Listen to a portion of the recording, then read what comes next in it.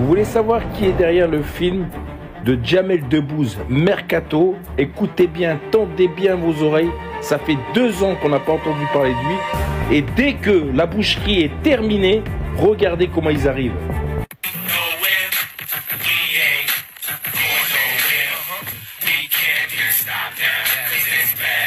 Et pour ceux ou celles qui ont boycotté le film, vous avez bien fait les amis, parce que tendez bien vos oreilles et regardez qui est derrière ce film, et surtout, qui va se goinfrer derrière ce film. Tendez bien vos oreilles. Alain Goldman, un ancien membre d'une milice juive d'extrême droite dénommée Bétar. Le Bétar, c'était un groupe juif de fous furieux qui, dans les années 80-90, tabassait des étudiants dans les rues de Paris, et des Arabes notamment, en raison de leur soutien à la Palestine. Et Alain Goldman n'est pas seulement un ancien milicien du Bétar, Goldman est aussi un soutien d'Israël actuellement et un admirateur du Mossad. Il a produit aussi une série qui s'appelle The Spy, la gloire du Mossad.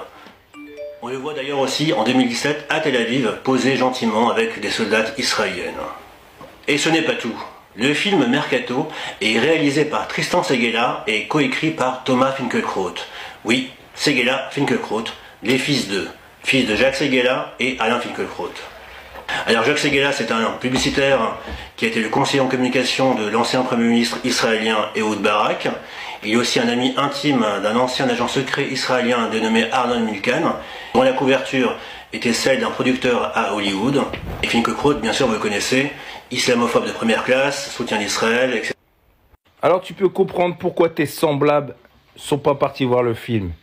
Quand je sais où elle va cet argent, et quand je vois ces gens-là qui soutiennent, tu peux comprendre que nous, on ne mange pas de ce pain-là. Toi, tu aimes bien ce pain, continue à manger ce pain rempli de sang, mais ça, c'est ton problème.